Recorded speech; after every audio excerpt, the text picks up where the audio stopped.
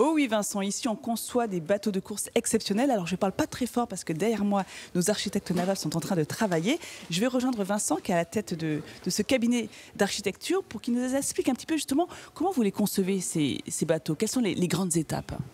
Un exemple, un client vient nous voir, il nous explique son projet. On lui présente d'abord sous forme d'esquisse à la main. On lui présente un peu des styles et puis essaye de comprendre et de répondre un petit peu à sa demande. Donc tout part d'un croquis, une fois qu'on a rencontré le client. Tout part d'un croquis. Après, on élabore le modèle 3D du bateau. Et le modèle 3D du bateau, ce sont toutes les formes, les intérieurs, les volumes et à l'extérieur également. Pour qu'on puisse se projeter. Voilà, il a une visite 3D du bateau, il comprend un peu qu'est-ce qui va se passer. Et une fois qu'on est d'accord, à ce moment-là, on reprend ce modèle 3D, on en fait des éléments en 2 dimensions sur des fichiers à plat pour servir de support technique pour que le chantier puisse avoir les données pour construire le bateau. C'est une période qui est longue, la conception du bateau? Ça peut durer plusieurs mois. Ça peut durer plusieurs mois, bien sûr. Ouais. Alors votre cabinet, il est connu pour avoir proposé des bateaux mais très, très étonnants. Je pense notamment des bateaux de course qui sortent de l'ordinaire, ou encore des bateaux de croisière parfois surréalistes. Alors là, on a une super aventure, c'est le bateau ambulance. Racontez-nous un petit peu.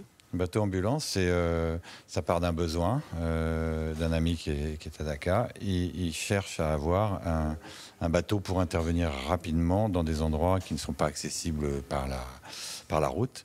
Et donc, c'est aussi une personne qui a un chantier. Et ce chantier construit des bateaux, mais avec de la main-d'œuvre locale, avec des matériaux traditionnels. Pas de fibre de polyester, mais plutôt de la fibre de jute, plutôt du bambou, des bois qui sont locaux. Et donc c'est un projet qui est assez global, qui va servir à la population qui a besoin d'avoir des soins et qui sert aussi à former et à donner du travail et à faire travailler avec... La population locale, des matériaux locaux. Alors c'est vrai qu'ici, finalement, vous le comprenez, on a des projets très différents. On passe du bateau humanitaire au bateau de course ultra sophistiqué. Ce que je vous propose tout à l'heure, c'est de découvrir une autre innovation qui a fait beaucoup parler d'elle lors du dernier Vendée Globe. À tout à l'heure. C'est exactement ça, Vincent. Ils arrivent à faire voler leur bateau grâce à une innovation qui fait beaucoup parler d'elle lors du dernier Vendée Globe. C'est le fameux foil qu'ils ont complètement revisité. Alors ce foil, vous voyez, c'est ça. C'est ce qui se trouve en dessous de la coque du bateau et qui permet au bateau de s'élever sur l'eau. C'est pour ça qu'on a souvent l'impression qu'il vole. Quentin, architecte naval, saura mieux l'expliquer que moi. Alors dites-nous comment vous en êtes arrivé à cette forme-là.